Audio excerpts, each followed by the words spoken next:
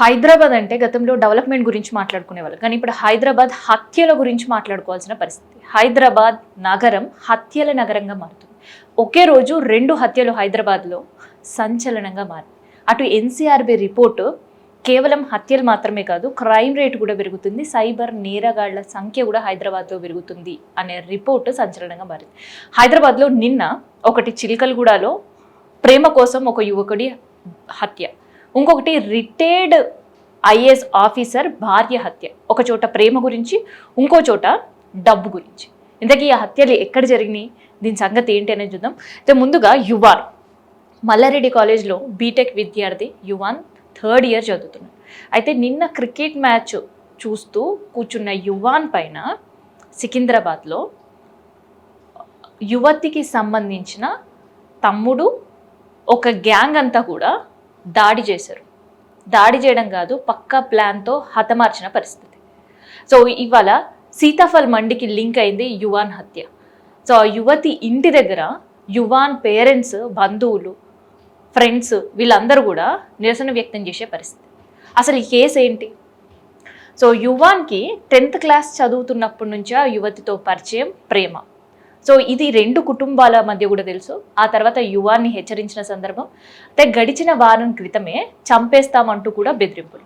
అయితే ఒక్కసారి యువాన్కి సంబంధించిన ఒక వీడియో అండ్ దాంతోపాటు ఆడియో కాల్ లీక్ అయింది. సో ఒక్కసారి ఈ ఆడియో కాల్ వినండి. ఏమంటున్నావు ఇంట్లో? నువ్వు కాలేజ్ పోకు అన్నాడు. దేనికి అంటే నేను రేపు నేను తీసుకోపోతే పోలీస్ స్టేషన్ లో సైన్ పెట్టు, అన్న టార్చర్ చేస్తున్నా అని చెప్పేసి, నేను మిగతాది ఏం రాపియాలో నేను అది రాపిస్తాను మా డాడీ అంటున్నాను. అంటే ఇప్పుడు టార్చర్ చేపిస్తాను చెప్పి సైన్ పెట్టడం ఏంటండి? ఇప్పుడు నీ మీదికి రావాలని చూస్తున్నారు వాళ్ళు, అంతే. నా మీదికా? అదే దేనికి? ఇప్పుడు ఆల్రెడీ అప్పుడు మాట్లాడినాము, అయిపోయింది, మళ్ళీ ఇప్పుడు ఎందుకు అంటున్నావు? ఏమో అంటే ఎవరు ఇప్పుడు డాడీకి? ఇప్పుడు డాడీ చేస్తుండా? మా డాడీ చేస్తున్నా, అది మొత్తం మా బావ ప్లాన్. మీ బావ ప్లానా? నిన్న సాయంత్రం మంచిగా ఉండు. సరే, ఇప్పుడు ఏమైనా ఉంటే మరి మీ బావ నాకైనా ఫోన్ చేయాలి కదా. ఇప్పుడు అది మళ్ళీ ఏమైంది రాబోయే ఇది అని చెప్పి నన్నైనా అడగాలి కదా. ఏం అడగలే కదా, అదే కదా నా ప్రాబ్లం. ఏం చెప్తలేరు, ఏం చేస్తలేరు, నన్ను ఇట్లా పెట్టమంటారు. నువ్వేమనుకున్నావు? ఒక్కొక్క మాట. నేను ఎడికైతే అడికా అని నేనున్నా. అంటే ఎడికైతే ఎడికైతే అడికి అంటే ఎట్లా అంటున్నాను? నేను పెట్టనీకి రెడీగా లేను అంటే నేను చేస్తున్నావా అని అడుగుతారు. అవునానే కదా నేను చెప్పాలి. అందుకే నేను నిన్న అడుగుతున్నా, నువ్వేమనుకుంటున్నావు అనేసి. ఏమనుకుంటా నాకు ఏం అర్థమైతే ఫస్ట్ ఆఫ్ ఆల్. ఇప్పుడు నేను అది పెట్టిన అనుకో, సీదా మీ ఇంటికి వస్తారు, ఇట్లా చెప్పింది మా పిల్ల అనేసి. మరి నేను ఏం చేయాలి? నేను పిచ్చిదాన్ని మధ్యలో. డాడీని అడగొచ్చు కదా, ఏమైంది డాడీ మళ్ళీ ఎందుకు ఇట్లా చేస్తారు? అడిగినా ఏం లేదు, నువ్వు వచ్చి సైన్ పెట్ట అంతే. ఏమని సైన్ పెట్టమంటున్నాడు డాడీ? వాళ్ళంతా రాసి పెడతారంట, నువ్వు ఉత్తే అవును నన్ను టార్చర్ చేస్తున్నావు అని చెప్పి నువ్వు సైన్ పెట్టు అంతే. ఇంకా నువ్వు ఒక్క మాట మాట్లాడు, దాడికి వచ్చి గాయ కూడా చేయొద్దు. నువ్వు ఒక్క మాట కూడా నువ్వు ఎక్కువ మాట్లాడొద్దు దాడి వచ్చి అని చెప్పి అన్నాడు. అంటే ఏం చేద్దాం అనుకుంటారు? అంటే నా లైఫ్ స్పాయిల్ చేద్దాం అనుకుంటారు ఏంటి? ఆ రోజే అన్నారు. ఏమని? నేనైతే వదిలా నడుచుమా, మీరు వదిలేసినా సరే నేనైతే వదిలా అని అనేసి అన్నాడు మా బావ. అంటే నన్ను కూడా అన్నాడు, మీరేమన్నా చేసుకోరి, నేనైతే ఇద్దరిని వదిలా, ఇద్దరిని చంపేస్తా అని అన్నాడు. అయితే నేనన్నా, అవును మీకు మనుషుల మీద ఎప్పుడు ఉందని, ఇప్పుడు మీకు అసలు మనుషులు అంటేనే విలువలేదు మీ ముఖాలకి అని నేను ఒర్రినా.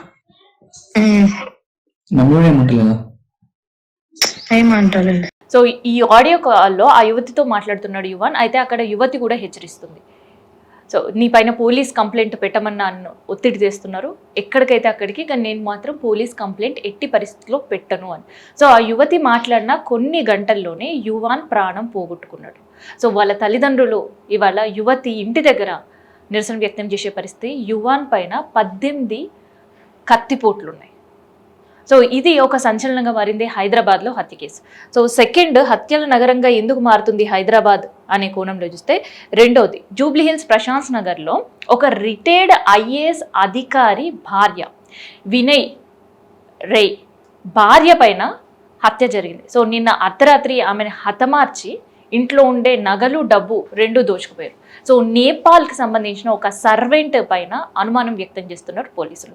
ఇన్ జనరల్గా రిటైర్డ్ అధికారులు లేదంటే ఐఏఎస్ అధికారులు, పోలీస్ అధికారులు బయట వాళ్ళని నమ్మొద్దు, సర్వెంట్స్ పెట్టుకునేటప్పుడు 1కి 10 సార్లు ఆలోచించండి అంటూ ప్రజలకి అవేర్నెస్ కల్పిస్తుంటారు. కానీ ఆ అవేర్నెస్ సొంత ఇంట్లోనే కల్పించడంలో విఫలమైన పరిస్థితి కనిపిస్తుంది.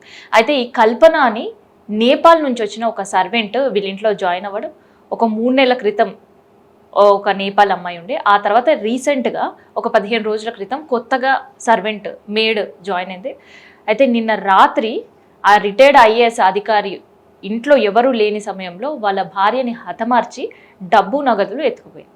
అయితే ఈ 2 హత్యలు హైదరాబాద్లో సంచలనంగా మారినాయి. ఎందుకంటే నిన్నే ఒక ఎన్సీఆర్బీ రిపోర్ట్ ఉంది. ఆ రిపోర్ట్లో ఢిల్లీలో మహిళలకు తర్వాత చిన్నారులకు ఎటువంటి రక్షణ లేదు, వాళ్ళపైన అఘాయిత్యాలు పెరుగుతున్న నగరంగా ఢిల్లీ ఫస్ట్ ప్లేస్లో ఉందని, తర్వాత సైబర్ నేరగాళ్ల బారిన పడుతూ మోసాలు చెందుతున్న టాప్ 5లో టాప్ 3లో హైదరాబాద్ ఉందని ఎన్సీఆర్బీ రిపోర్ట్ చెప్పింది.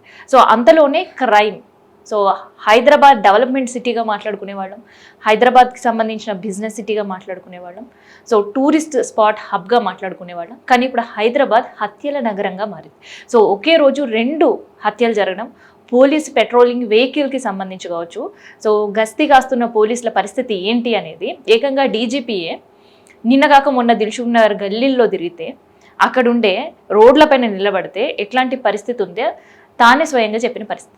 సో హైదరాబాద్లో ప్రొటెక్షన్ ఎంతవరకు ఉంది అనంటే హత్యలు చూస్తున్నా లేదంటే డీజీపీ మాటలు వింటున్నా అర్థమవుతుంది. So safest city, global city, developed city, ఇంకెన్నో సిటీ ఆ పేర్లు పెట్టే బదులు ఫస్ట్ సేఫెస్ట్ సిటీగా హైదరాబాద్లోనే మార్చాలి అనే నినాదం కూడా వినిపిస్తుంది.